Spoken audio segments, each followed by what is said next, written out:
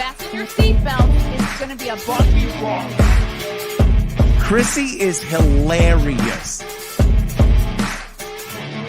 Chrissie, have you ever heard of the comedian Basha K. Ali? No, that sounds like something you yell at before you blow up a plane.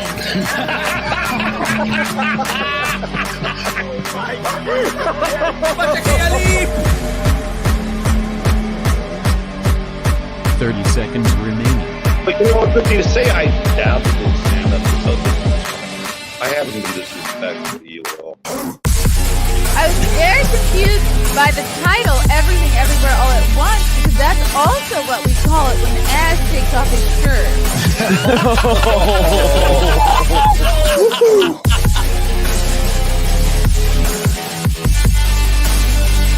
I shouldn't be up here.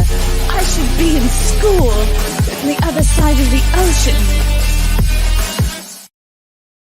Hello. It is Tuesday, March 19th. Thank you for tuning into another episode of the Chrissie Mayr podcast. You can hear this podcast on iTunes, YouTube, Spotify, SoundCloud, Rumble, Rockfin, Twitter, Twitch, Facebook, even wherever they'll have us is where I like to stream. Before I bring in our very cool, musically inclined, talented guest, I have a comedy show to promote. That's right. Final pregnancy show is going to be this Friday in Pennsylvania. If you live in and around Hershey, Pennsylvania, Grantville, Harrisburg, I better see yo ass at this show on Friday. That's just a couple days from today, Friday, March 22nd. I'll be headlining at the Laughing Stock Comedy Club in Grantville, Pennsylvania. 8:30 show. My good friends Gino Bisconti will be hosting. Keanu Thompson will be featuring.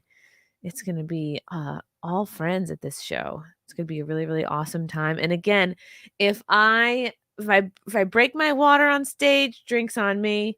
If it splashes you in the front row, drinks on me. If you see a little hand or foot coming out, drinks on me. It's going to be great, guys. Wahoo! And as always, if you want to participate in the baby pool, that's right. If you want to guess the date, weight, and time of my baby's birth, we can bet on it. And the bets have been flying in. Just Venmo Gino Bisconti $10 with the date, weight, and time. So I'm due a month from today, April 19th. So whether you think they'll be early, on time, late, put that in there along with the pounds, not my pounds, of course. We're not going there. The weight of the bean, and then the time of day, time of birth. Send that all to Gino Bisconti via Venmo, please and thank you. Should be fun. I'm not really much of a gambler, but for this, I'll make an exception. To April 19th. There you go. Now you all know. Okay. Our guest today is someone I have known about for a very long time. I've been intrigued by him for a very long time. I think he's extremely talented. He is a British musician, DJ, producer, YouTuber even. He's more than a triple threat. Welcome to the show. He's a dad. Welcome to the show, Akira the Don. Woo! Gracias. Thank you very much. So exactly 1 month until spawn date. 1 month from today. That's can't crazy. believe it. That's crazy. You think you can be on time? I don't know. A lot of people say that your first kid is not typically early. But I don't know how he's going to get bigger. I don't know how I can possibly get bigger. Oh, you know it's a boy already. It's a boy, yeah. I showed Akira my gigantic belly before we went live. And he has the same response as everyone else who sees me at this state right now. And that is like, whoa, you're about to pop. Like, whoa, he's coming out. But I do remember when this happened in my life. And you do get, well, you do. I didn't. You do get comically large at the end. Although I was comically large for me because we were living above a kebab shop at that time. And like, I wasn't as disciplined as I am now. So I was kind of like cuddly, you know. But, cuddly? Yeah, I wasn't, I wasn't like festively plump or nothing like that, but I was certainly like less put together than I was now. But there is nothing that will get your shit together quite like children coming into your life. Interesting. Were you gaining sympathy weight? Maybe, probably, Okay. or maybe it was just living above a kebab shop and working with Yeah. lots of rappers who used to bring a lot of like weed around the house. Wow. So you were smoking weed as a dad to be. Yeah, yeah, You're like, I want to be a relaxed dad. yeah. I mean, yeah, it was kind of weird to think about now. It's really weird to think about how untogether I was and how unprepared I was and how little of a clue I had about what was about to happen and about what was necessary and what I needed to turn myself into very, very fast.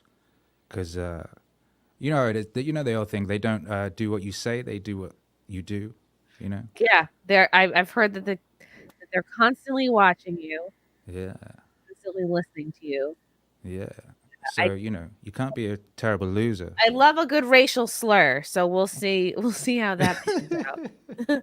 Well, the way that like the way the whole cycles of time are going is that the child will be perfectly positioned to take advantage of the shift in the other direction. You know? Oh, you mean the swinging back of the pendulum? Yeah, the radical swinging back of the pendulum. Because there's a bunch of these things that swing on pendulums, and you can trace them all. And if you observe history, you can see all sorts of different cycles. There are 7 year cycles between a kind of sort of punk and psychedelic culture that you can observe. People start wearing tie dye, and then after 7 years, it's Ooh. black, and that goes back and forward. So there's that one. There are other ones. There's a 138-year one where like loads of natural disasters and shit happen. But as far as the kind of wholesome to degenerate thing, that definitely pendulums. But each time you have a pendulum swing, it kind of hits harder and reverberates further. And because of due to the nature of contemporary technology, it's impossible for that not to happen, right? We're all affected by all these things because we're all plugged into these things. Until we're literally plugged into the thing. So the ramifications of the next cultural swing will be much, much more intense than the previous. And the ramifications of the next kind of, however you want to define degenerate to wholesome. What would you call that? Yeah, I guess so. I guess that makes sense. Like we're all kind of inclined to rebel against our parents in some form or another. But when you look at what's going on culturally right now, you're like, I don't think it's been this intense ever throughout history. Like I just don't. If you look at, just to take one small example of the sort of like social contagion that is the trans movement. If you look at that one example, you're like, it's never been Well, when this I was a kid, intense. everyone was cutting themselves, right? So that was Yes. the social Yes, everyone was contagion when I cutting was a little kid. themselves Yeah, all yeah, types of ways, burning yeah, themselves, yeah, dyeing their hair, yeah. piercings. Yeah. Slicing their wrists in the wrong direction so they don't actually die, and they got some Right. nice cool For scars. attention.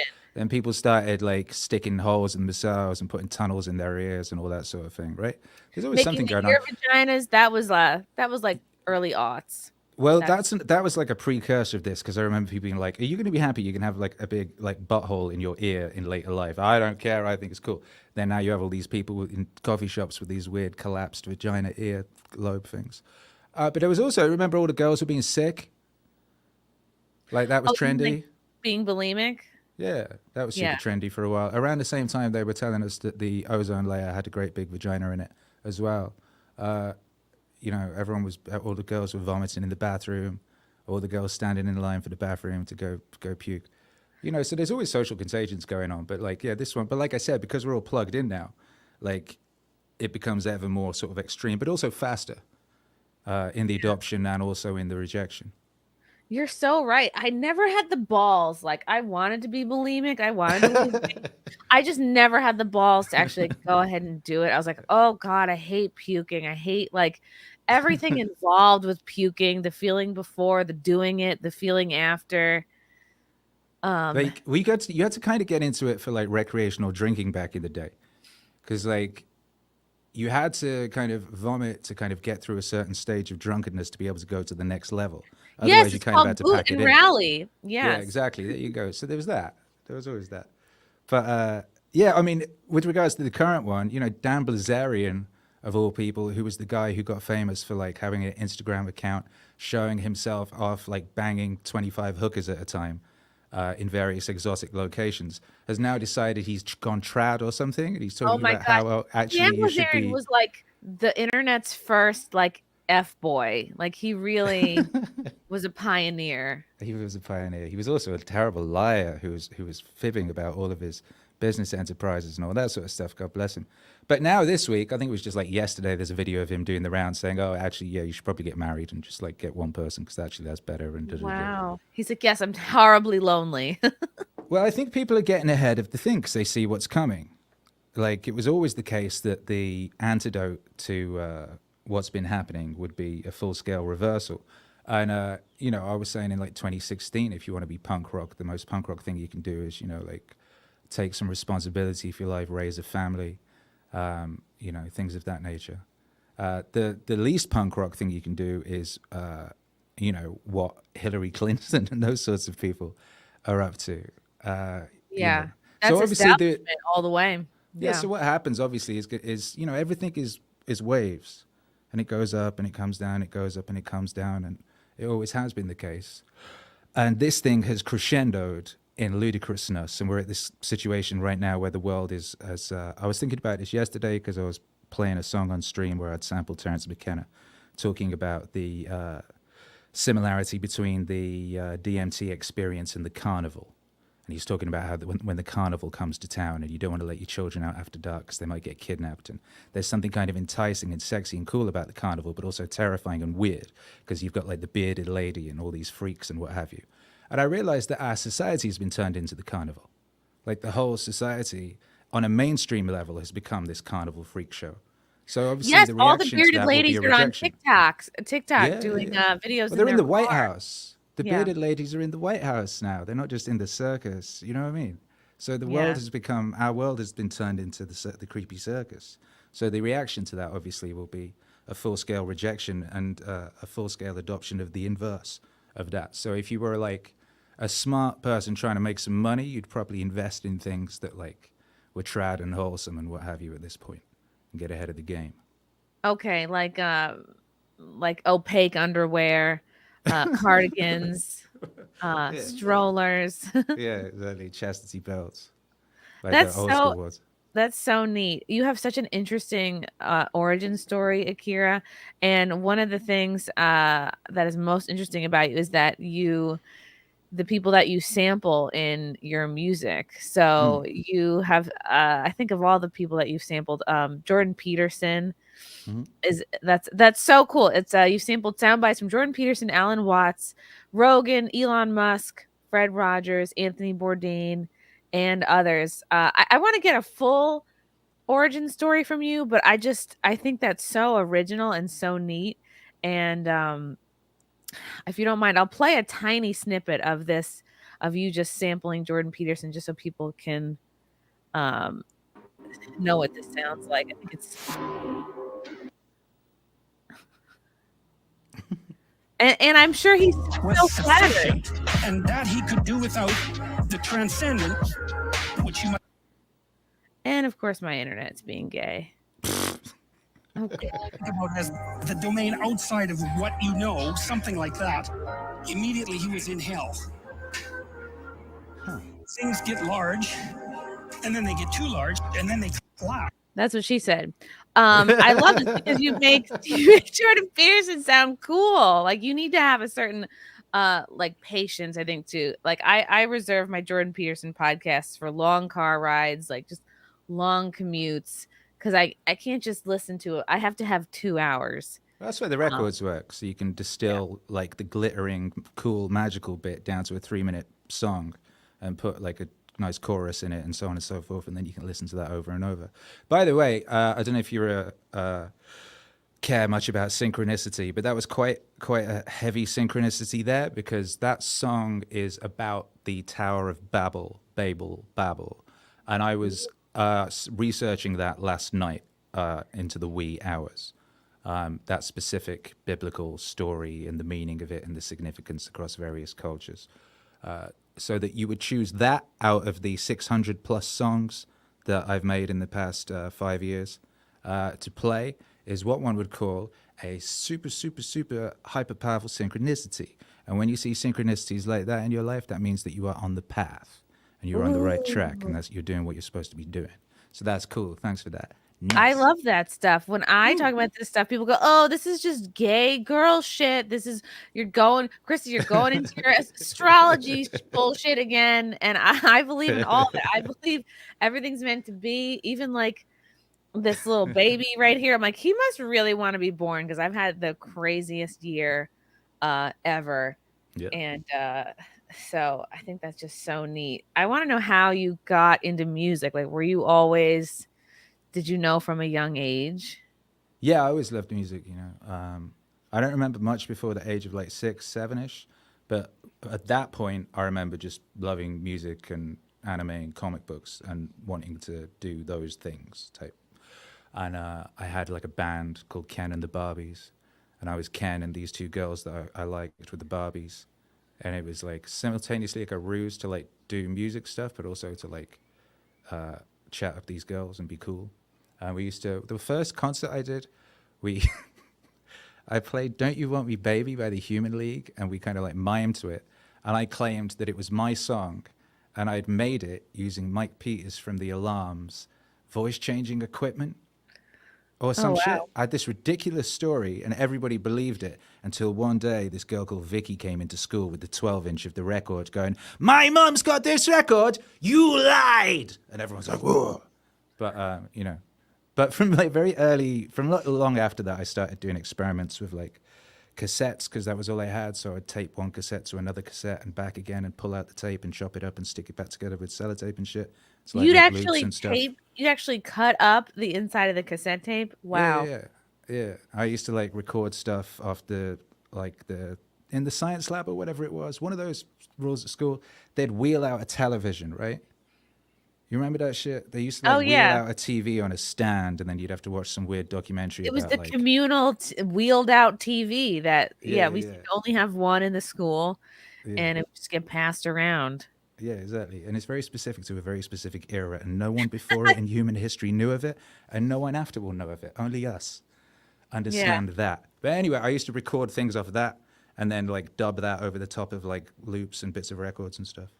So it was my earliest forays into music was that. Oh, that's really neat. I remember, I think I used to really be a big fan of Howie Day, and he came to my college in the early aughts, and I was the first person I ever saw use this, but he had, it actually reminded me so much of the Star Search microphone I had as a kid that had like two big buttons on it, and I just was like, I have this picture of me with this microphone, and I'm like, oh my God. And like it's foreshadowing. But Howie did this thing where he would record himself. He's just one dude.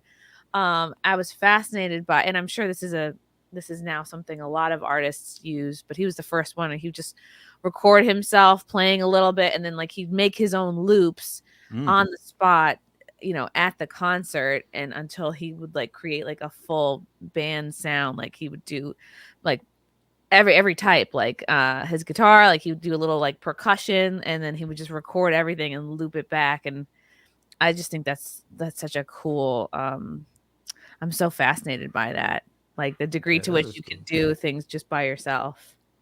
Yeah, well, that was that's again one of these gifts. I was thinking about this earlier. So I started professionally, essentially, doing music just over 20 years ago. When I realized I could. I was in a rap group at the time, but it was another guy who made the beats, and I kind of got bored waiting for him to make the beats because he took ages. He was not as motivated as I was. Like they didn't want to do they were happy rehearsing. They just thought it was cool, whereas I really wanted to do it. The only reason we ever got out of the basement where we used to rehearse was that I booked as a gig without telling anyone, because they used to say, "Oh, we're not ready."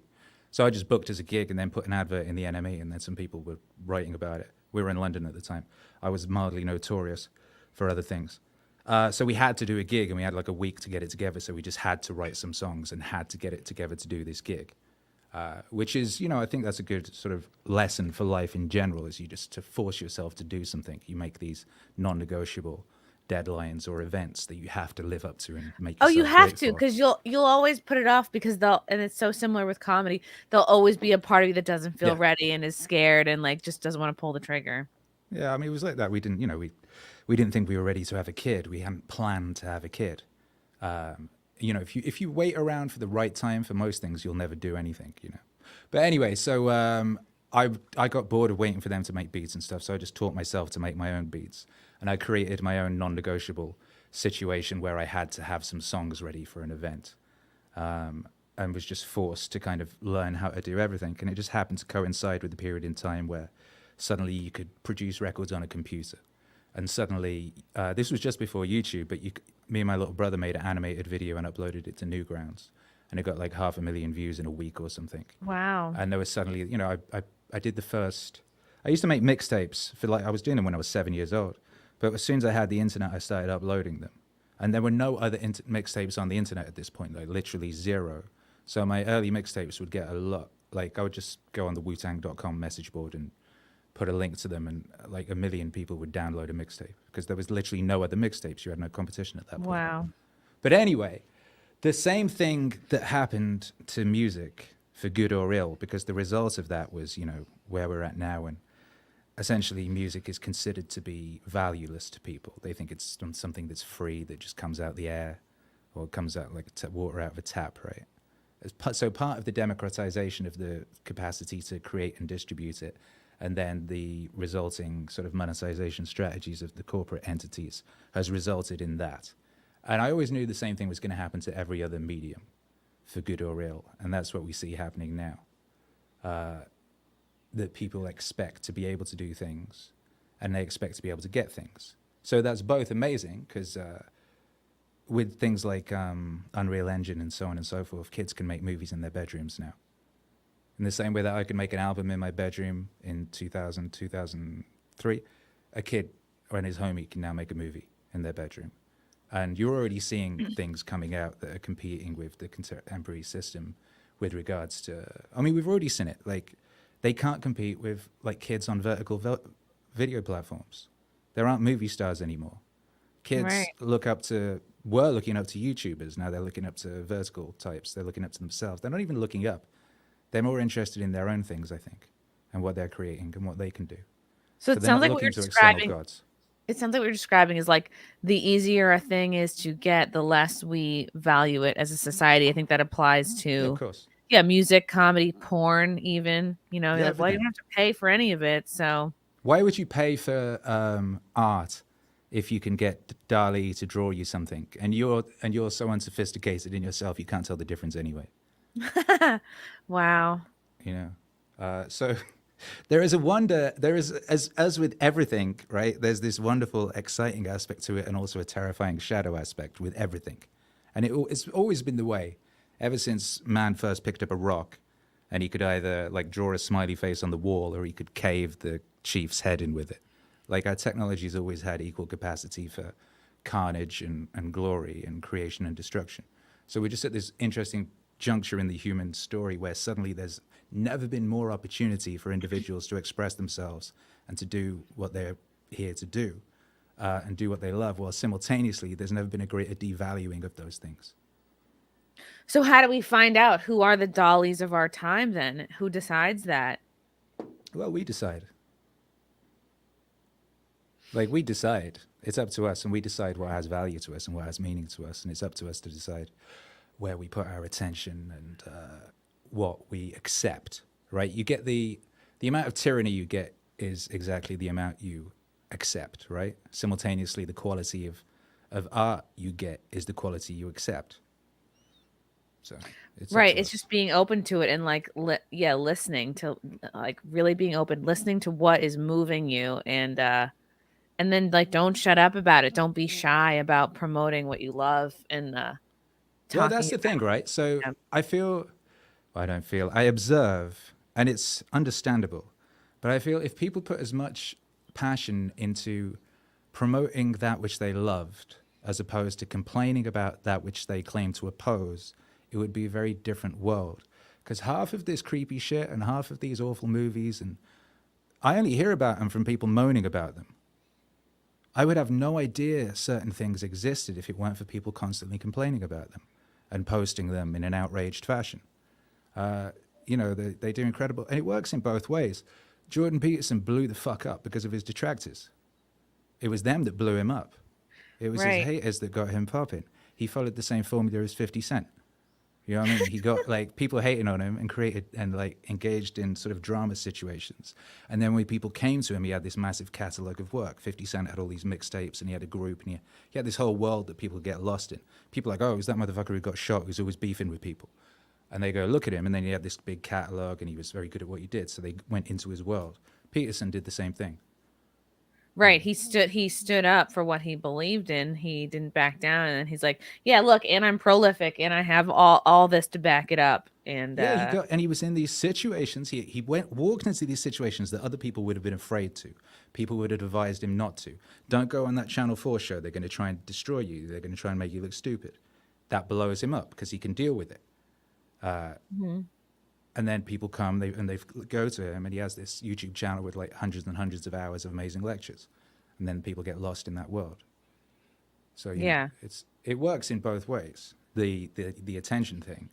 But yeah, going back to what we were saying, I think it is the case that if people spent more time promoting that which they loved, as opposed to complaining about that which they don't love, it would be a different world because the things that they love would have way more exposure and would exist at a much, broader level. yeah, and I know it's like you are what you create. Like whatever you focus on expands. Like I understand those basic comics, those basic concepts, but as a comedian, like it's just so much easier to mock something. Like it's easier to generate comedy out of something ridiculous than there is to create comedy out of that which you're praising. Well, you're already creating, so I would say the onus is less on you. I think it's more the sorts of people who, it's less you because you're already creating things in the world, right? So you're putting things into the world and you're expressing that you've turned yourself. Anytime you make yourself good at something, you're essentially turning this body thing of yours into some kind of machine. You're a car, or you're a sword, or you're a AK-47 or whatever it is, right? I always think of it like you turn yourself into a Gundam suit and then you let God drive, right? Stevie Wonder would always talk about how he didn't write his songs, like God wrote those songs through him. Like, right, you your make job yourself is to great. be in tune with like whatever channel is between you and God, and like, and then just like let him write, like just let that be as go open through as you you. can, and then just let yourself get Yeah, and express it goes through you, right? So the Byzantine conduit that is your life experience, what you've done, what you've loved, what you care about, what you think about, what comes through you is filtered through that. So what comes out is an expression that could only have ever come through the individual that is you. What comes out could never have come through another person, right? So you're doing that. And anyone who creates with a deliberateness of purpose does that. And that can just apply to how you live your life, like whether you decide you're going to be happy today, whether you decide you're going to wave at the old lady on the street or like glare at her or what have you, right? You're living with a definiteness of purpose, therefore your life is art. So if you're creating and you're living with a definiteness of purpose, you're already doing what you should do to a degree. It's more, I would say it's more those who are not necessarily creating things, but are curating things. And a lot of us nowadays, we're either creating or we're curating, right? And if you're curating, what are you curating? Are you curating just a massive catalog of things that you loathe and distributing those and going, oh, look at this, it's awful? Are you talking about Ian Miles Chong? Yo, that's a very good example. He's a of curator. that. Yeah. Yeah, he is a curator. He is a curator. And Dom Lucre as well, the watermarker extraordinaire. Yeah. Yeah. There's a lot of curators, but well, that's what it's become, right? And maybe it's easier to curate than it is to create, and maybe it's easier to curate things which you know are just going to generate outrage and what have you, because that's easier than. But all I'm saying is, and I'm not saying those people shouldn't exist and shouldn't do what they're doing. I'm just saying if people thought about that a little more and just put a bit more effort into promoting and distributing things that they think are good and things that they think will bring joy and light to the world, that would make a massive, massive difference, even if it was just like 1%. If those sorts of people did 1% more distribution of things that bring good into the world or joy or light or whatever it is, it'd be a crazy different world. Wow. And even I don't know, I'm listening to him, like I could be doing that more. Like I could pick one day. I could pick one day of the week where I'm just being positive. Ugh, but what fun is that? No, I mean exactly. I mean, like that becomes we use the word for that in Wales is gwenny. That was very gwenny activity. Gwenny, like Yeah, we used to call that like gwenny. Gwyneth Paltrow. Goop. Goopy. Goop. I'm feeling goopy. Oh, goopy. Tell me about what is Meaning Wave? Meaning Wave is a musical psychotechnology developed by Akira the Don with the aim of helping listeners achieve their potential in this lifetime. Now, that's the music. That's essentially what I do with the music I do, right? So it's like, you know that bit in the Matrix where Neo like plugs that vacuum thing into the back of his head? And he goes, Yes, the little I know plug. Kung Fu. I Yeah. know Kung Fu. You know, I was like, oh, that you could kind of do that with music. Because music's this crazy, powerful delivery mechanism, and like, which people don't think about. The only people who really, thought about it and utilize it is the advertising industry. Jingles, all that, right? They worked out, oh yeah, you make a little jingle, you're going to embed that thing into someone's head, and they're going to go get the shake and vac and put the freshness back instead of buying the other thing. You know what I mean? So like, they use it, and like, we don't normally think about that. You don't think about the fact that you're watching a movie, you start to cry, it's because the music has triggered you to. It's not necessarily what's happening on the screen. What was happening on the screen had different music. You'd piss your pants laughing, or you'd be scared, right? The music is over 50% of the experience. I'll be driving in my car and a song will come on. It won't even necessarily be like a song I like or know that well, but I will cry in the car, like depending on what songs or because it's just like it just brings. Or it you up. pull your car over and like attack someone on the sidewalk or something, right? No, I'm very good at driving while crying. It's a female. I used to do a thing in talent. the club when I was DJing where I would like experiment, just like occasionally for amusement's sake, be like, all right, let's see if we can make people start like fighting. A couple of records. Yep, all right, stop them fighting now. Let's see if we can make people start making out. A couple of records. Yep, people are suddenly making out. Like you can completely control people with music, right? So if you're aware of that, then you should be controlling yourself. And you should be, I always say like, program or be programmed, right? The devil will find work for idle hands to do, right? If you're not Are you talking about masturbating or this is something else? That's exactly idle that. hands. Exactly, right? Exactly. So if you're not acting with a deliberateness of purpose at all levels, you will become a puppet of someone else's aims, right? And if you're not programming your own music, something else will program the music. And all those messages in that music, they go into your subconscious and they turn you into in a large way into what you are. All those love songs and things you used to listen to, all the whatever music it is, it has a very profound and powerful effect on you. So anyway, I figured, well, I need to program myself with a bunch of stuff. I need to make myself into a better man and the sort of man that, my son deserves as a father and my wife deserves as a husband. And there was a bunch of stuff I wanted to program myself with. I was like, I should put this into songs. I'll put this into music. And it came. And I've always done that to a degree. When I was a little kid, I quit school when I was 16, but the last thing I did, exams-wise, was I recorded my notes over ambient music and played it when I went to sleep. Oh, wow. And that works. That's a fun way to study. Wait, how did your parents let you drop out of school at 16? Well, I dropped out of home as well.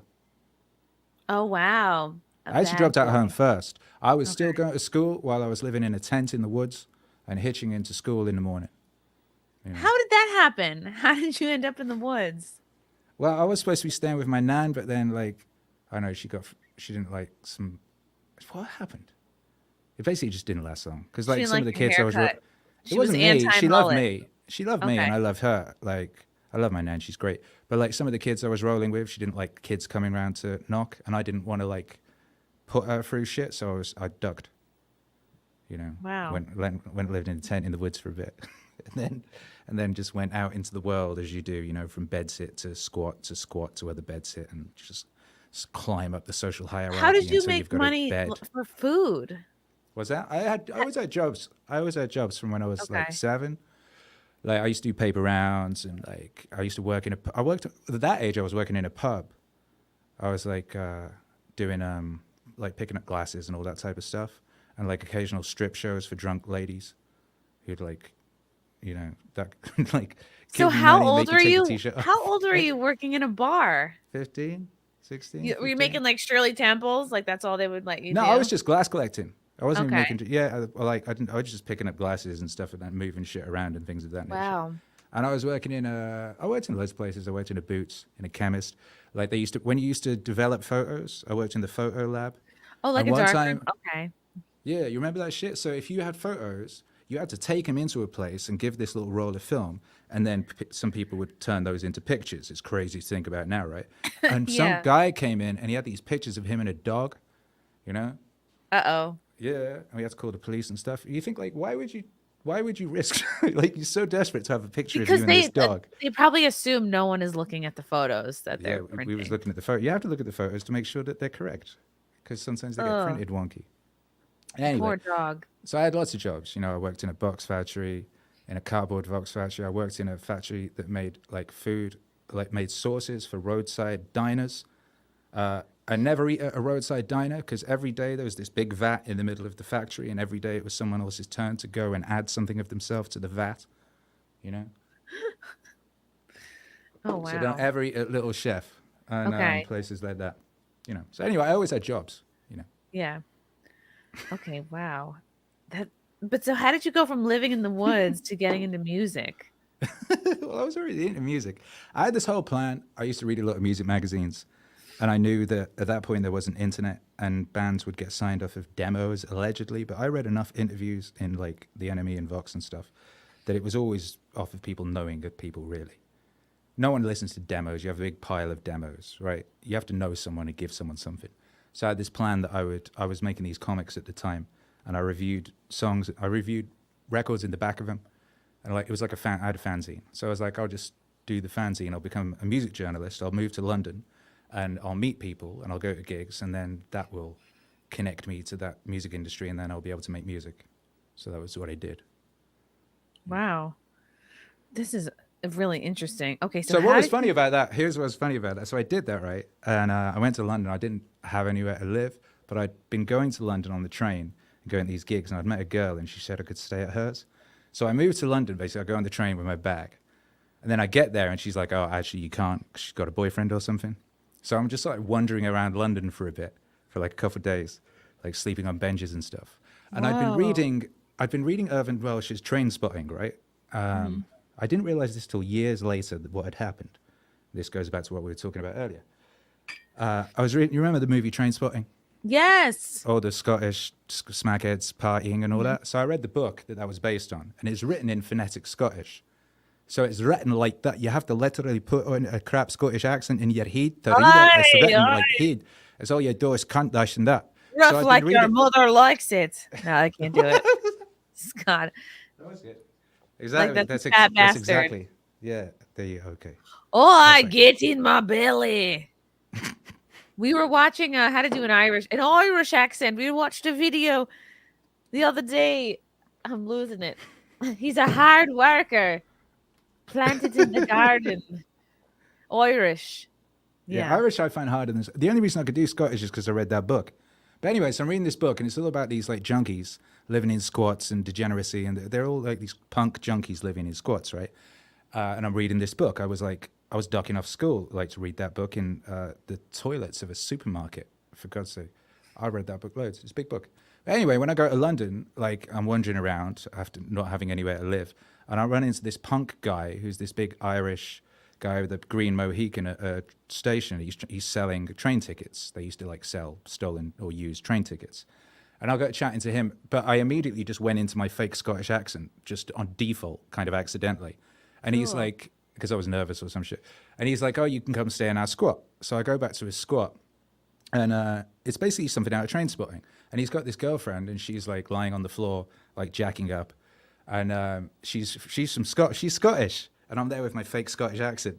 She's like, oh, you're from Scotland. Where you from, laddie? And I was like, oh. hey. I go, oh, Falkirk, because it's a place that this band I liked called Arab Strap were from. And she goes, oh, me too. Whereabouts do you live? Like, And I fuck. went, oh, by the post office. And she goes, oh, no way. And then that was fine. And then I ended up staying with them for like 3 months or something. And they Thank let me God have you my. didn't ask one more follow-up question, like what street or where did you go to school? Yeah, it was because they were also smacked out all the time. You could kind of like get away with it. It makes it easier. And they Yeah. were nice. Like there was a mattress in the corner that they let me use that they didn't touch because they all had lice. And they were like, that's his mattress. Leave him alone. He's the future. He's not like us. He's clean. Yeah. Wow. So that's how I got to London. Okay. I love this. Okay, that's how you got to London. But you're not from London originally. Now, I grew up in North Wales, In North Wales. Okay. which is like Lord of the Rings. It's like the Shire. Ooh.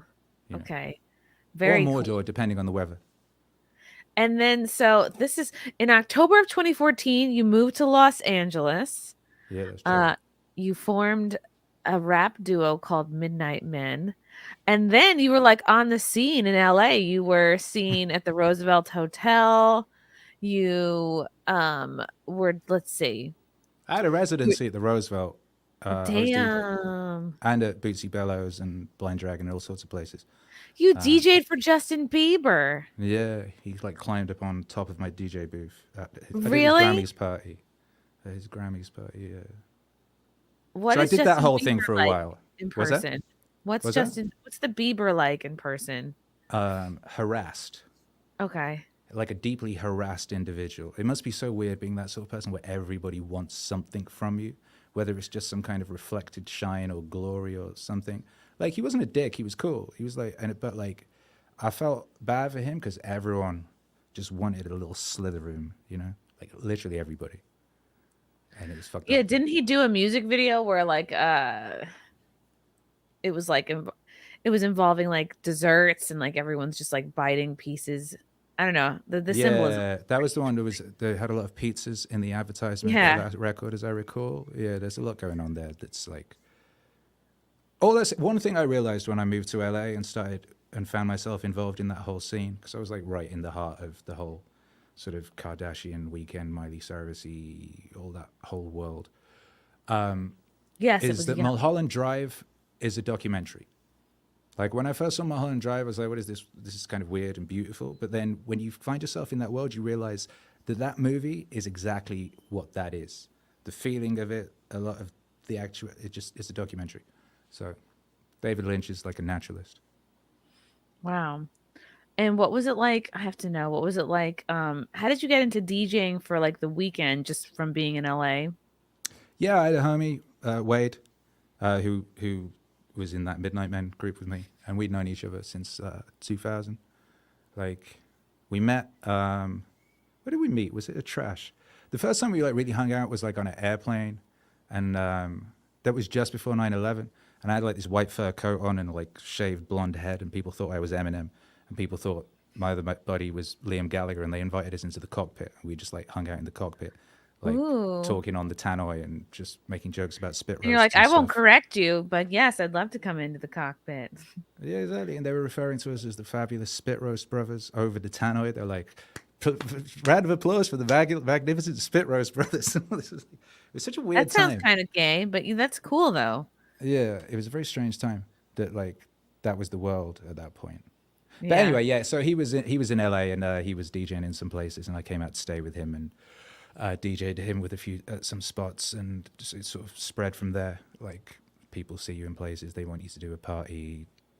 There's lots of parties to do. You know, I'm good at creating transcendent experiences. You know what I mean? And people like those, so they want them for their That's own why people thing. like drugs. Yeah, exactly. But that's not meaning wave. This is very neat though. I like the whole premise. So you have a new album out called Transmuting Meditations. It's not. No, It's this actually- is the single. God damn The it. single is called Better Than Justice, and the album is called Meditations 2. And I've turned books 3, 4, and 5 of Meditations of Marcus Aurelius into bangers. So that's the second one I've done. I did an album previously of the first couple of books from Meditations and turned those into bangers. And now I've done another one, and this is by far the best thing I've ever had anything to do with, and it's very glorious and exciting. And the first single is out tomorrow at midnight, and Pete Parada is playing drums on it. You know Pete Parada? No, but I want to know him. Pete's a bad motherfucker. He was in The Offspring, and then he got yeeted from The Offspring because he didn't get jabbed, and now he's in The Defiant, and he does lots of other stuff. He's a bad motherfucker. He got booted from The Offspring because he was unvaccinated. Yeah. I love that. I lost my day job. I wouldn't get vaccinated. Yeah, I got locked out. I used to live in the USA, and we lost our home and my studio in the USA because I didn't get vaccinated, and they locked us Holy, out the country and wouldn't let us back in when we went this out to get my new visa. It's this was you know, LA. This happened. I'd moved to Texas. I moved to Texas in 2020. Oh my God. And then we popped out the country to get my new visa. You get a visa, you have to go out to the nearest embassy and then get it stamped and come back in. So we went out, and then they changed the thing and wouldn't let you in if you hadn't been vaccinated, so we couldn't get back in. Oh, So is that still the case? yeah, we live in Mexico now. They Oh they my God, lifted you're that. just like my friend Nina Infinity, who's from Canada, who had to go to Mexico. It's usually the other way around. There's loads of Canadians around here. Lots of people escaped Canada to come to Mexico. But, That's what Nina did. Yeah, she left Canada and now she's Mexican. yeah, there's a lot of people do that. They Why can't lifted you it guys in just May. do the illegal immigrant route? Just cross the border. Yeah, exactly. I mean, I would need to be carrying a huge amount of drugs or some, someone else's children or something, I guess. But that's probably cheap to get hold of, right? True, that does help. Yeah. But yeah, they lifted it in May anyway. So I'm going to be seeing. I'm going to go to Blaze tomorrow to go see your homie Quarter Black. I Dave heard. Landau. Yes, you're going to be on Normal World tomorrow. That's a great show. I love The Blaze. Yeah, you'll be on with Quarterback Garrett and Dave Landau, who I have known for many years. He used to be on Compound Media, where I have a weekly show. He used to be the co-host of the Anthony Cumia show, but Dave is so funny. He's a How many nationally shows do you do a week? I feel like you do multiple daily. Or not something. enough. Well, Compound Media on Mondays, and then Simcast on Sundays, Friday Night Tights Fridays, and then I try to do, like, when I was really on the ball, I would try to do like 5 or 2, or like, I don't know, I would try to at least do 2 streams a day, like Tuesday, Wednesday, I thought, yeah, because I remember you were doing the Thursday. Monday, you were doing the mornings thing, you'd be doing streams, Yeah. interviews in the Oh afternoon. yeah, I did a morning show, and then I was like, do I even like to do this? I don't know. I did go- that. I mean, for a year during the COVID thing, basically they locked down Hollywood, and I immediately went DJing online because everyone was freaking out. So I wanted to kind of create a DJ sort of space where people could come hang out and not be freaking out. And I was doing every evening on YouTube, and then every morning on Twitch for like over a year, which was Wow. a very intense time. But I feel like you were doing it. You've been doing that kind of thing for years.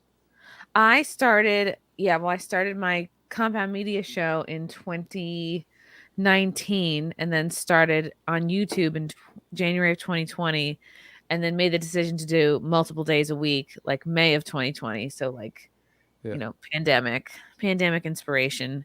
It was either that or butthole pics on OnlyFans. I feel like that was a really good. It was one of those situations where it revealed. Obviously, it was a great revealing. But one thing it revealed was who was a bad motherfucker and who was a bum.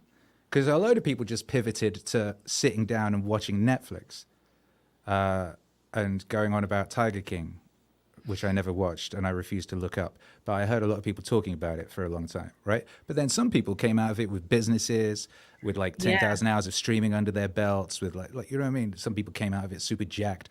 Oh yeah, a mansion paid for by their own butthole. I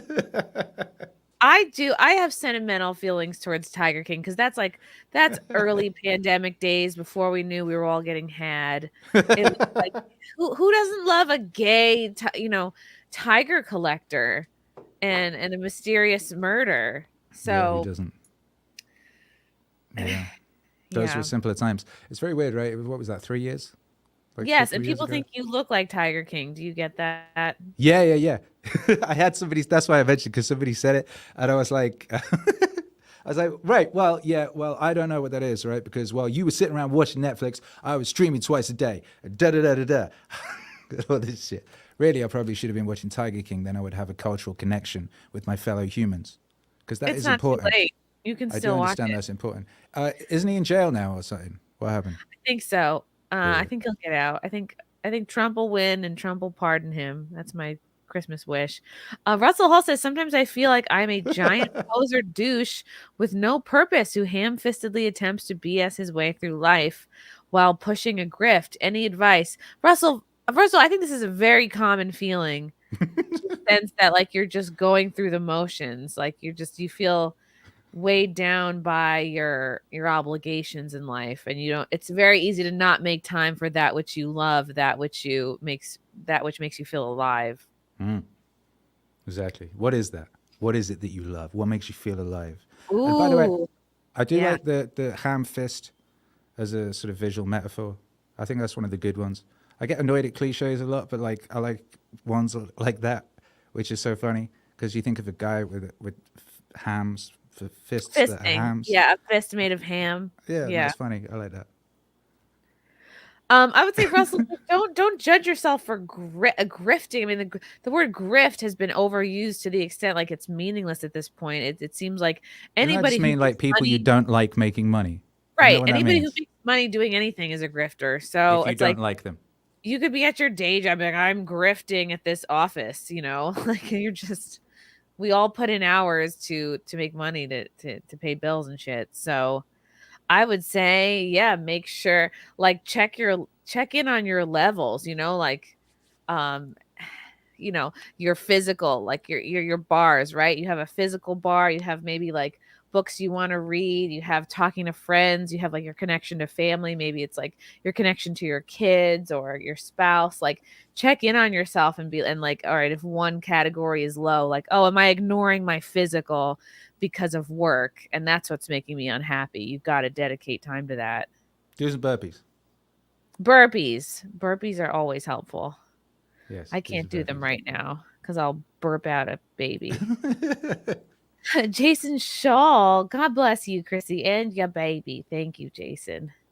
Russell Hall again. Maybe if I got a funny new haircut. Yes, get a mullet like Akira here. Yeah, then you can do that, which is very gratifying.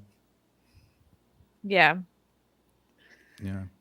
definitely. Check your physicals. That's what I'm saying. Check your physicals. And make time for fun too. Like if you're just feeling disconnected from your body, like for some people, working out does the trick, or maybe you need to go get a massage. Maybe me, I like a scalding hot bath, but again, I can't do that. They won't let you do that when you're pregnant because they don't want you to cook the baby. Yeah, why not? It's your Um, baby. Maybe he likes so that too. oh yeah, I'm talking scalding hot, like lobster boiling hot water, Wow. and just get into it, and then like everything goes numb. Yeah. Um, I want to talk about this. You're someone who came up a couple weeks or months ago. I got into a little bit of a YouTube drama spat with Tom McDonald because I played 3 minutes of one of his songs to talk about because he was trending. He's a goddamn tastemaker. He's a trailblazer. He's a musical uh inspiration of our time, what have you. So I played a little bit of his song. I mostly for the part where Ben Shapiro came on because he's hilarious. Just watching him do anything is funny. And so I for several weeks got into like kind of a back and forth spat with Tom McDonald because he copyright claimed me, and I was like, dude, you like I'm this is clearly transformative.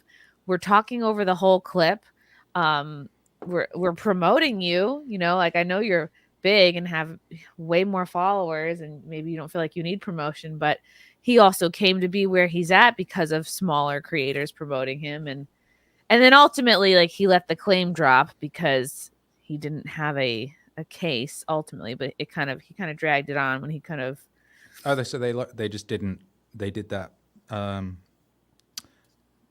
You rejected it, and then they didn't counter. Right.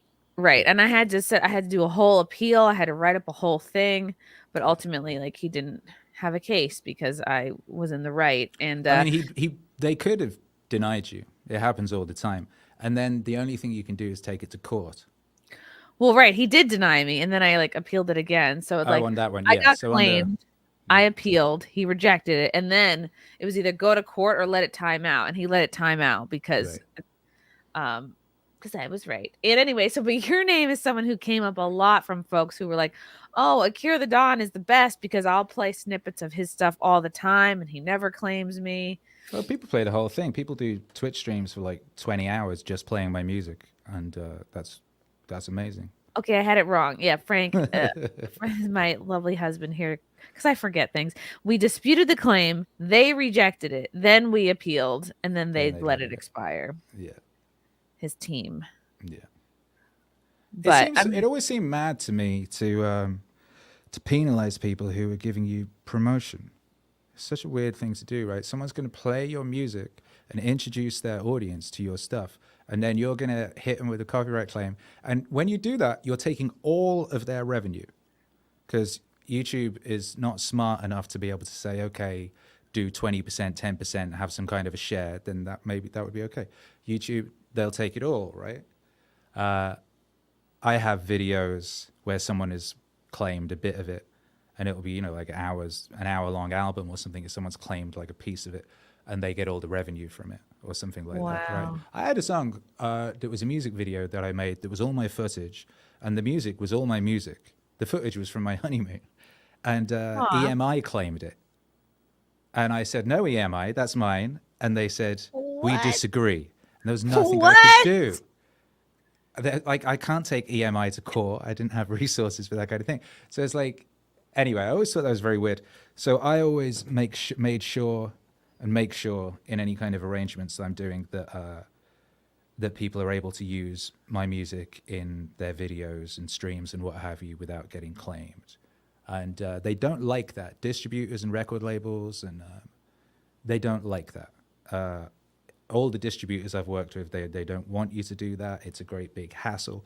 You have to demand it. They say no. You have to go yes, da-da-da. They'll still then like sneakily try and switcheroo it after a little while, and then you have to go and tell them again. So it's like it relies on you as an individual to take charge of your business and demand this, because it is a default setting that they will claim the music. And someone like Tom McDonald, like a lot of streams come from there's like a lot of people doing reaction videos, because he makes the sort of videos that are designed to get reactions, right?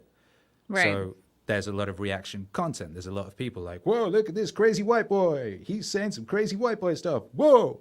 And those videos will get hundreds of thousands of views, right? So they will get all the revenue from that. And if they didn't claim those, their argument would be that they'd be leaving a lot of money on the table, so to speak. And they would probably consider some of those people to be sort of hostile, and they would want their money, I guess, maybe, if there were people who were reacting unfavorably. I don't really know about that. I would say that, anyone who's promoting you in that regard is promoting you in that regard, and you can get your money in lots of other places, because they can't get their money otherwise, right? If someone publishes a video and you claim it, you take all of their money. And they're not necessarily selling T-shirts or doing concerts. People doing reaction YouTube videos, you know what I mean? Right. I can understand if you're just playing long stretches of music or content, but if you're talking over something, if you're transforming it, if you're making jokes about it, if you're just playing like a few little snippets or a few minutes, like I can't, that's not taking money away from, say, like a Tom McDonald, because you're not going to listen to my dumb commentary over just listening to the song, like going straight to the source if you want to hear the song. So well, what's going to happen is that some people will go and listen to the song that otherwise wouldn't have. Right. The amount of people who will watch your video that were like, oh, I was going to watch that Tom McDonald video, but I'm not going to now because I saw Chrissie talk over the top of it. And now I know I don't need to go watch it. You know what I mean? Like, though you're not losing in that regard, and you are gaining. So to penalize people for promoting you, it just seems like a stupid thing to do, and I don't get why people do it now. It's so backward. It's 20 years from Lars and Metallica and Napster and all that sort of thing. You'd have thought that people would have worked out by this point that getting in the way of people sharing your music is the stupidest thing you can do as a person who's creating music. And you don't strike or claim anyone, right? And I'm No. sure you get a ton of tags on your YouTube of people who are playing your stuff. Yeah, of course. It's amazing. And I'm constantly getting people, coming through being like, oh, I found you because, Dreg was playing your music in one of his videos or such and such. Like, it's only ever a good thing. How could it ever be a bad thing for people to discover your music via other people's videos? It's just utterly fucking baffling to me that people still do that, and then people make the excuse of like, oh, I didn't know, or oh, that's just what happens, or oh, that's just how it is, or whatever. Because it's not. It doesn't have to be. Like, who's in control? Particularly if you're independent. You're a supposedly independent artist working outside of the mainstream, even working against the mainstream, being a rebel. You know what I mean? Like, you're not getting played on whatever mainstream station. The people that are playing you, the new radio stations, are these people. These are the people promoting you. So, like, making life difficult for people to do that is just baffling. And I don't think it's a good long-term plan. Well, guess what? Erica's going to seek out your music now. See, Thanks, there you go. Erica. Shouts out to Erica. Shout out to Erica. She also loves mullets. She loves a half-colored mullet. What do you mean half? I just did this yesterday. You This did is- your hair? I'm not surprised. It looks Well, like you did your own hair. The hair. Actually, my wife helped me with the dyeing. I've been doing it myself for 20 odd years.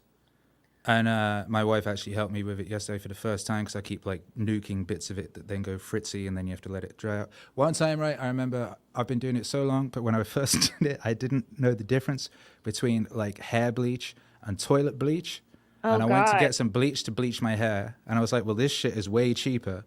So I got like toilet bleach and I poured all the toilet bleach on my head. And Oh, then I no. went to hang out at the in the town center like you do. And like my hair was all green and falling out in clumps. Oh, no. Oh, God. Yeah, I remember as a kid, like we had a hairdresser that would come to the house, I guess because it was cheaper. Her name was Terry. And I was a real difficult client because I, for some reason, never brushed the back of my hair. Like I remember being 8 years old and I just never brushed it. It was like a huge knot always. And like it would take, and we'd all sit, one at a time in the kitchen, in the middle of the kitchen. And Terry would like cut our hair or whatever. But my mom always dyed her hair blonde. So she'd have to wear this like space cap. And then like they'd pick out little bits, almost like a Hellraiser, but like a not scary Hellraiser. And she'd have this cap on and she'd have to pick out. And then she would just get her whole head bleached. Like that's how she would. Yeah, I would just like make, to this day, I would just mix it up and go like it was shampoo. Literally till yesterday when my wife was like, I'm going to help you with this one, and was putting bits of like foil and shit in there, But, oh, yeah. You got to put it in foil. You got to let it sit for a while. Yeah, I never done that for years, all these years. But you probably should. Yeah, you probably should. You should. And I just get I get this dyed. I'm like a dirty blonde, but I'll get the roots done and then they'll throw a glaze. Wait, you fake on it. ginger? Oh yeah, all the way. A proud way. fake ginger. Yeah. Well, we need more ginger representation. So if you're just going to step up and do it, that's fine, I guess. Yeah. Well, I was a blonde. I got tired of the dumb blonde jokes. I went red because I wanted people to know that I'm crazy right away. So I just identify more. I mean, I got plenty of recessive genes up in here, but I just, Plus, you're a minority now. You get Oh, to yeah. identify as a victimized minority that's going extinct. Absolutely. There's been more ginger swapped movie and cartoon characters than any other kind. And how many gingers are there in the world? Oh God. Think of how many different kinds of people there are in the world, right? How many? What percentage of the world do you think is gingers? Just a few thousand. Okay, percentage of ginger. I'm You gonna can look that up. Yeah. And then ask ChatGPT and see if you have different answers depending on which robot you speak to. I don't fuck with any AI. I just find it useful to see like what lies they will give you, because there are some of them depending on less who than programmed them will tell you 2%. different shit. Less than 2% of the world's population has red hair. Right. 2 See, to that's 6% crazy. of Northern or Northwestern European ancestry. Wow, 10% of the Irish population has red hair. That it? Hoy, Ireland! Ireland has the most red-haired country in the world. And it's only Scotland 10%. is a close second. Wow. 6% of Scottish people have red hair. England has 4%. Redheads with blue eyes, rarest combination in the world. That's what I'm trying to look like. Yeah, there you go. See, you're crazy rare. You're a protected species. Protect. I mean, I guess I don't have to keep telling people I'm not a real redhead, but I can't lie about these things. I have to be honest with the people. You should, and that's good. So, and that's why people love you. oh shucks. Because You tell the truth about your lies. I'm very impressed that you had been watching my streams and you knew about Mayor in the morning. Hey, maybe I'll bring it back. Who knows? I wanted to play this clip because you brought this up to me and you were like, "Do you know that T.I. is doing stand up?" Also, okay, I'm going to say something and if it's an insult, then I'm sorry, but when I started listening to your music, particularly your sampling of Jordan Peterson, it made me think of another artist who I first came to know because they would do the mixing or like the sound or like the theme song to the Steven Crowder show, and they're called Pogo. Have you ever been Oh, what compared Pogo? to them? Yeah, and I'm quite. I don't. I think Pogo's fantastic. Actually, I wasn't aware of Pogo, like when I started, but then people said, "Oh, you remind me of Pogo because he samples stuff," you know. And I went and Yeah. checked him out, and he's wonderful. That song, that Winnie the Pooh one, that Boy and Bear one, bum ba bum bum bum bum bum. That like made me cry. You know? Really? I shed like a single manly tear first time I I heard love that song. that. It was a beautiful song. He's got a Is real, it Boy he's and got a very Bear? specific, yeah. He's got a really specific individual style. Like he has a sound. There's this very warm, ethereal, nostalgic, beautiful sort of sound that he's developed. And not a lot of artists have a sound like that. So shout out to him. Nice snippet. Yeah, it is. Bothering.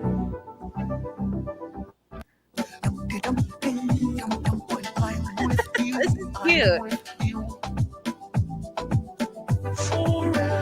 This is like I can see my stepson studying this music.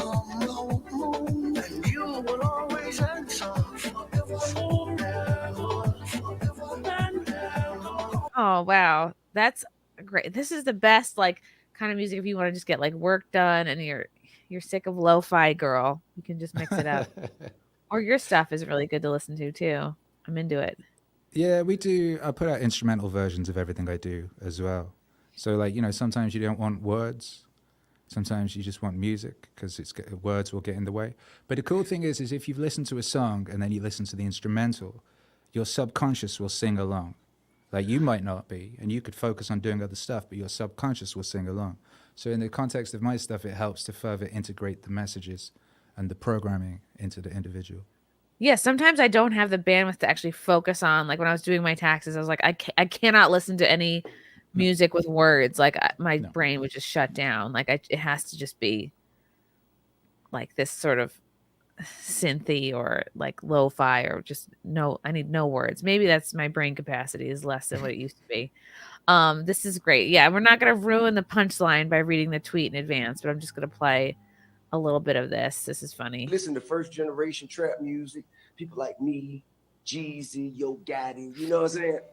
You know, we were rapping about things we had done, got away with, and moved on. You hear me? Mm-hmm. You listen to the new age trap music, oh, they talk about shit they finna do tomorrow. You hear what I'm saying? Listen to I don't understand that reference, but Why did I even mention? I can't remember why I mentioned that. Oh no, it's because you asked what I wanted to talk about, and I said something along the lines of, in the words of the great philosopher T.I., the great do T.I. whatever you like or something. That was it. Yes, and then I you was like, can oh do yeah, whatever because you like. yeah, that was it. But because this only came into my attention recently. He's been doing this for like 3 years. He decided to pivot to stand-up comedy like 3 years ago or something. So he's obviously new in it. And stand-up comedy is one of these things that you have to do for fucking a long time before you even get slightly good. This is one of the things you said earlier, something about like liking musicians or something, thinking musicians are cool. But like we think stand-up comedians are amazing because that's like the bravest thing you can do. That's the thing for which like you can go up and play a song and like people might not like it or hate on it, but you're kind of in a way camouflaged by the music, right? You go up there, you tell a joke, and there's a big fucking silence, or people start like, you know, heckling you or what have you. There's no escaping from what's really happening, right? There's no escaping the truth about your capacity and about your talent as a stand-up comedian. You either can do it or you can't, and you have to go out there and be awful for so long in order to get good. So it's like stand-up comedians, it's one of the bravest and most incredible things you can do because it's for lots of reasons, I guess I would compare to like, let's say if you did a concert, but you improvised like about half of your songs, like did them completely. You didn't know that what they were going to be till you did the show, and they just happen on the spot. But maybe Yeah. some people are doing that. Well, we do. Yeah. Well, that was one thing that I learned being in one of the things I learned in that whole Hollywood DJ scene was I discovered that the transformative, transcendent occurrences happened when you made up at least half of the set. So I would go see these DJs, and they would be playing in these venues with Kardashian-y type places, and it would always be very stale, even though they were playing great records and they were very talented, because they would often just play the records they knew worked in the order that they knew worked, and they'd have a playlist and they would just execute it. And I discovered very quickly that when I was taking chances and doing things that I wasn't sure if they were going to work, that's when magical things would start to occur. And then you discovered that having one foot in the competence of knowing how to do what you're doing and being very good at it, but then in the chaos of not being sure if the record you're going to play will actually work or not, and if it's going to actually land, if it's maybe everyone's going to walk off the dance floor, maybe people are going to start throwing shit at you. Like, that's when you get true greatness. That's how you get into the zone, is having one foot in competence and one foot in chaos. Yes, so, because you need those moments where the training wheels come off suddenly and you go, all right, and nothing throws you into the present moment more than that. Because you're like, well, now I got to see if I can do this. And with the songs, or the jokes, it's like, all right, I'm playing the hits, but you have to take those risks. That's why I love crowd work so much, because you're like, there's gold in the people sitting in this crowd, and no crowd is alike. No show is alike. And also it's like, people have come out, they've left their homes, they've got sitters, they've spent money to be here. Why not make it as special for them, for yourself, as you possibly can? You're competing with Netflix, you're competing with them just sitting home touching themselves, you're competing with every other form of entertainment. So there's literally no downside to being the best you could possibly be, no matter what it is, right? So in that context, you go out. I was always that way with the DJ set. If it was like a Wednesday night in some shit club and there was 20 people there, I would play like it was like peak Saturday night. And those 20 people would be all gathered together, arms around each other, jumping up and down, having the most amazing night they'd ever had. And you can do that. You can always do that. It makes no sense to me. If you're going to do something in this world, why not be great? Well, why do anything other than be as great as you can? can? People are more afraid of failure or success, or depends on the person. Yeah, right. Yeah, this is true. And again, that goes back to people will subconsciously sabotage themselves by not allowing themselves to be as great as they should be, because they're scared of what would happen if they were great, and they stepped into that realm of greatness.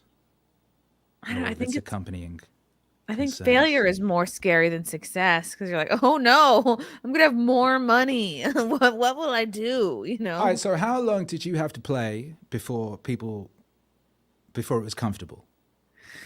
Oh, before like people were before the ratio of laughing to not laughing was something that you could stand, that you could be comfortable with. Maybe 8 years. See, it's amazing. But I also sometimes it's not about time in. Sometimes it's just like you got to click and you got to decide to work harder. And sometimes that means working smarter, not necessarily just exhausting yourself. Like, I thought I had to be in the city every single night, doing a set every night or a couple sets every night. But it's like, no, you can go in 3 times a week and try to do 4 sets each of those nights, or you can spend time, you can actually kind of write jokes through doing podcasts. You can kind of write jokes through doing tweets. Yep. I feel like you do that a lot, I've noticed. And that was something Norm Macdonald did that a lot as well.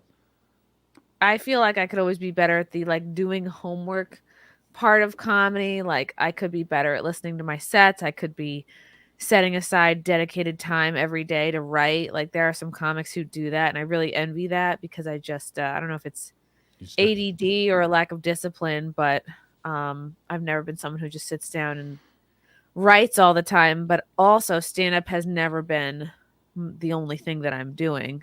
It's never been the case. So I don't know. I guess I'm just always hard on myself. You can always work harder. Good, and you should be. That's how you get things Good. done. Yeah, this whole like, oh, don't be hard on yourself. Fuck all that. You should be hard on yourself. Like you should. That's how you get greatness out of yourself. Like everyone around Steve Jobs hated him, but he made them do great things.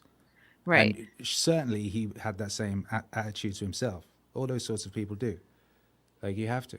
Otherwise, Everyone needs a German dad who gives you an eating disorder as a kid. I mean, I just think that's. This goes back to your. If only I could be bulimic. If only. I know. I didn't even have the balls to be bulimic. Ugh. Unbelievable. Cardinal, thank you for the super chat. I'm going to play a little ditty. Hold on. Wait a second. No, that's the smoke alarm chirp. No. Thank you, Cardinal. Shout out. Shout out to Akira the Dawn. Yeah. I really enjoyed the Dune Wave album with Danica. Oh, God. Is that a Roman numeral? 12? Danica XIX. Oh, you know, comic book goal 19. Oh, yes, of course. Hoping you two continue to collaborate. Chrissy, you ought to get Danica on the show. She was a great guest on F&T. Yes, she was. She was very cool. Yeah, Danica's a G. She is a G. Am I a G? Yeah, you're a G. You know you're a G. Good. I was talking about, it's funny because just before you reached out for this, I was talking about you with Eric Hunley on his podcast.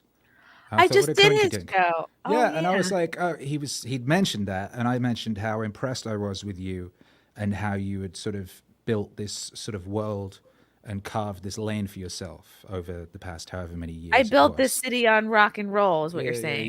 Yeah, exactly. You're one of these people who like created their own thing, their own space, contrary to whatever opposition there was, and just relentlessly like smashed forward and made it happen, which is always a wonderful thing to see. You know, like rape. No, that's a terrible. Beautiful. Wow. Wow. Incredible. This is happening whether you like it or not, folks. Yeah, exactly. Well, you should put that on your bio. Yes, but the kind of rape you like. Exactly. That you secretly wanted to have happen. Right, ladies? Keep going. Okay. Keep going. This is one of those ones that's going to get you a shoe thrown at you again when you do it. When you do a version of it.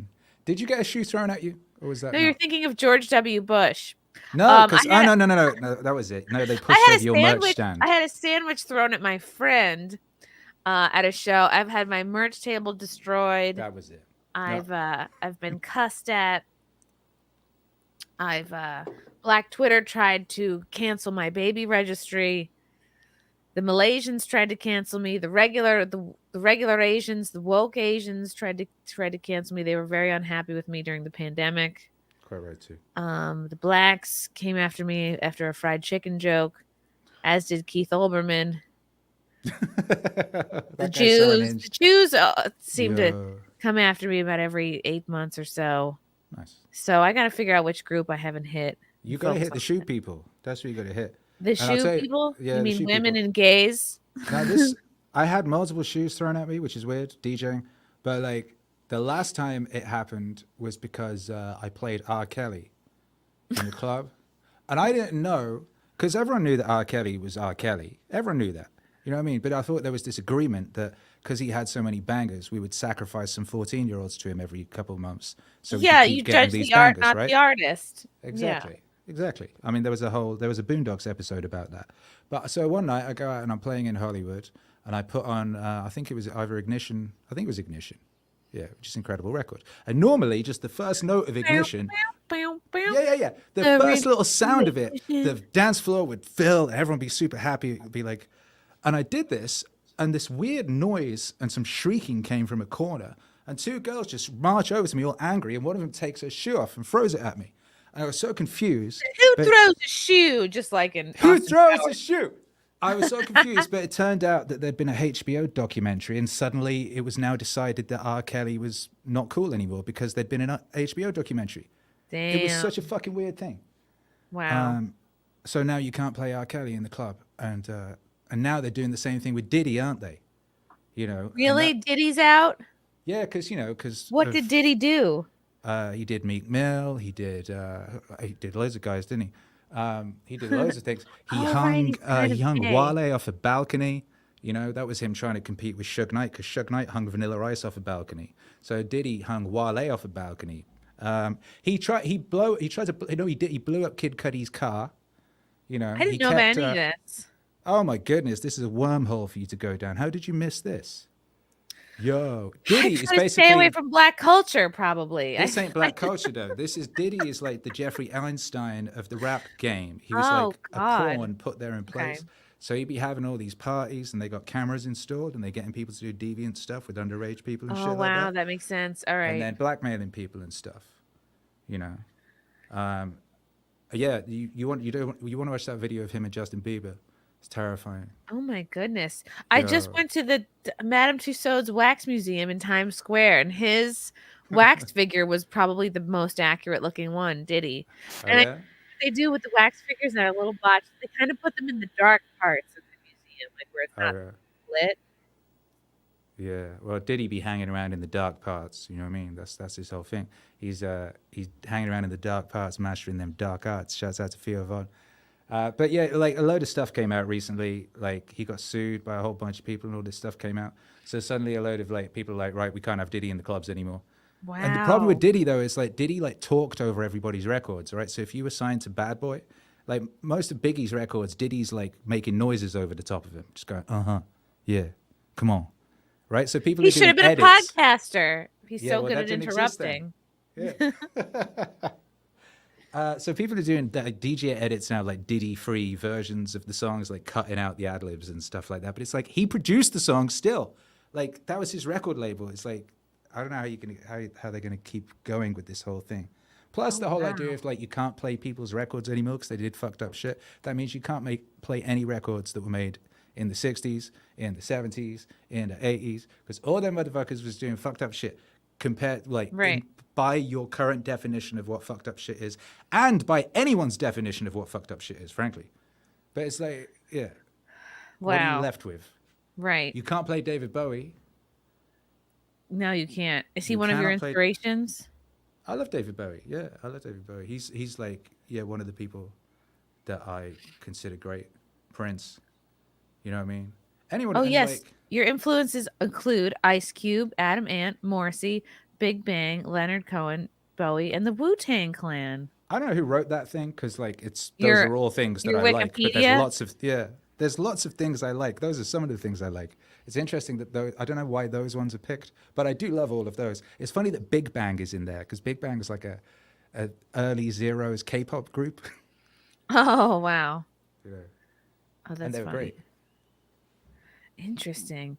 Do you think Kate Middleton is dead or they're getting a clone for her? Yo, God knows what are they up to? Because I think part of what's going on seems to be that after 2020 they locked everyone indoors, and a side effect of locking everyone indoors was that like everyone's auntie went down all the conspiracy wormholes because they had nothing else to do, right? So when Yes, got I on the did internet- that too. right? Yeah, but I don't know what, like when I first got on the internet in like '99 or whatever, I did that, right? So I'm like adrenochrome and Okay. fucking Boys It's old Town and news all to that you. stuff, right? Like, but like, so I did that. But the point being, I did that then, and lots of people did that then. But then when the pandemic thing happened, lots of people started doing that, and like you know, your auntie did that. It became normie. Normies were suddenly going into crazy conspiracy land, right? And they were getting fucking crazily old school definition of the word woke. And a response to that seems to have been a ramping up of the creation of normie conspiracies. So they seem to be creating conspiracies for normies to get into so they don't pay attention to the actual shit that's going on. Okay. So I see what you're saying. there seems to be some of that going on. I don't know. I honestly don't know. And I ain't got time to go research it. But it's so obvious that the stuff they've been releasing, like the photos, are obviously not her. You wouldn't put stuff Yeah. like that out. And here's the thing, you can fake shit like that. Like you can fake shit like that. You don't have to put out a bad Photoshop. You could put out a good one that no one would ever guess. You don't have to put Right, out they can two afford pictures. it. Yeah, Yeah. exactly. You don't need to put out two pictures of wildly different looking females claiming they're someone else. So, you know, the results are the purpose, right? The result of something is what it was supposed to do, particularly if they keep doing it. And the result of this is normies going into utter conspiratorial hysteria. So that's obviously what is intended from this action. As for right. what happened to her, I don't know. I mean, that whole system, that whole situation, that royal family thing has been very strange and creepy for a very long time. But simultaneously, it's something that held together that country for a long time in a way. And it's something that united those people. You know, Yeah. all my aunts, all my grandparents all had like plates with pictures of the royal family on them and stuff. You know, it was like something that brought the country together. And they do seem to be destroying everything that unites people that they can as well. So there seems to be a tearing down of the things that hold us together, and a simultaneous deliberate confusion of everybody, just sending people on these little wild goose chases. And, you know, no one knows what's real anymore, and that seems to be deliberate, right? Because if you don't know what's real, what people tend to do is just accept what they're told, right? Right. There's an Adam Curtis documentary called Hypernormalization about something that the Russians were up to like 15, 20 years ago, wherein they would put out wildly, conflictingly different accounts of reality on a day-by-day basis. And they'd say, today, this is what's going on. And then tomorrow, it's completely different.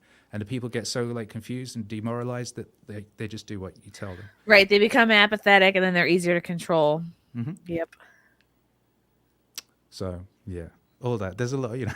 What do you think? What do you think? Do you think they've climbed Right. it? I think it Do you is a she's big dead? distraction. It's a big ass distraction. The only person I want a commemorative plate of is Trump.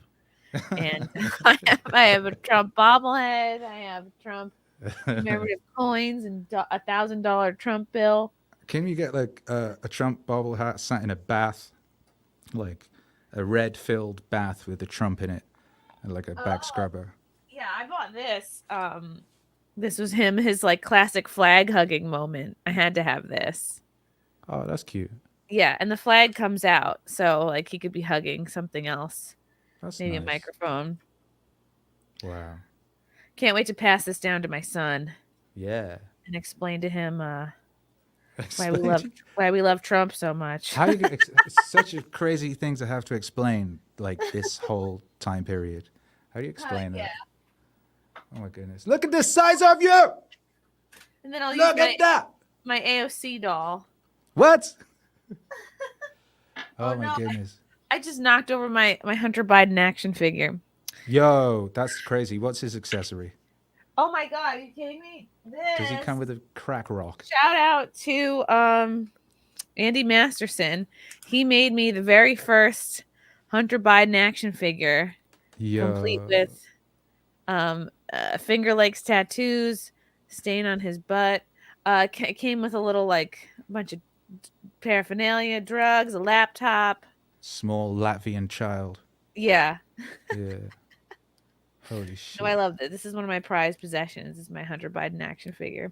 Yeah, your kid is going to be playing with all these and is going to be making YouTube videos because that's what they do now, right? Kids make YouTube videos of themselves playing with their toys.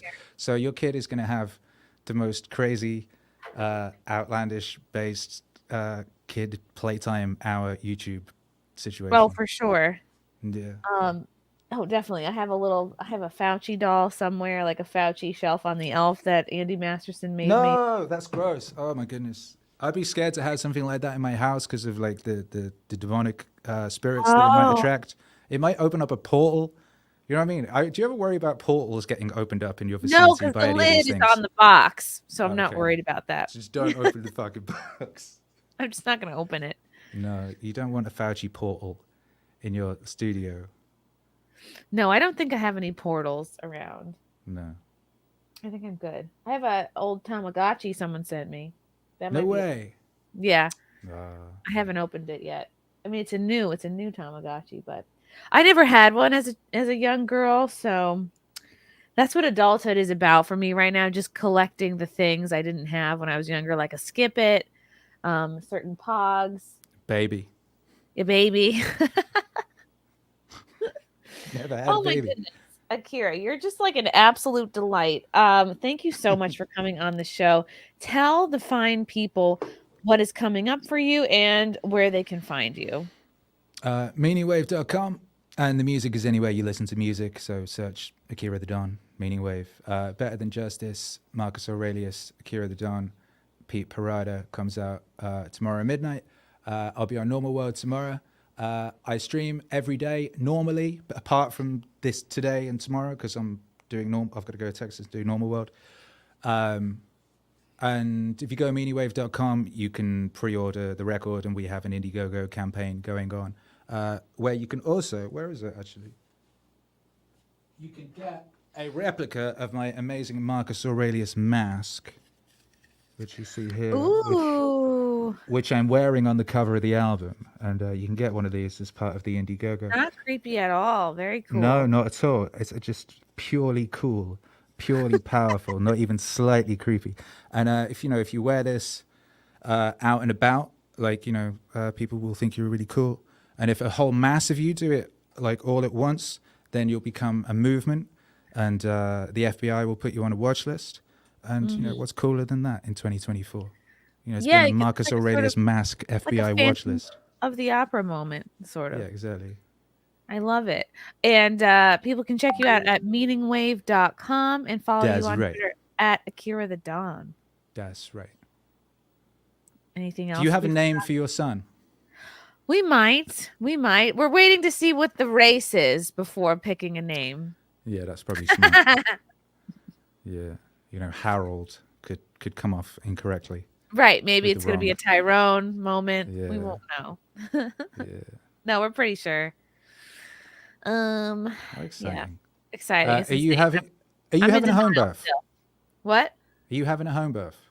God, no, like, okay, they don't suggest as much as I would love that. I would love to just like live stream a home birth. They don't recommend that. They don't recommend that for your first one, because if something goes sideways, you have to go to the hospital. So we had a home birth, but we didn't live stream it. I had a friend, they had a home birth, and he live tweeted it the whole time, which was kind of funny. I don't know how he had time to be tweeting. I mean, I know it's not the guy giving the birth, but there is quite a lot going on while it's going on. I would love, that would be the ultimate flex, just be able to be like, oh yeah, I filled up the tub and just fucking popped him out. Yeah. That would be very cool to avoid a hospital bill like that. Oh my gosh, you got to pay for that shit, huh?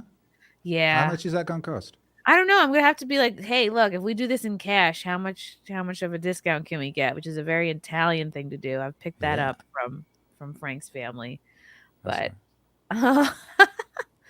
yeah, I'm gonna not focus on the money part of it for now. That's crazy. Well, anyway, congratulations with having made it to this stage of the female growing human being in the process. It's pretty crazy. If he came out tomorrow, he would probably live. So it's very exciting.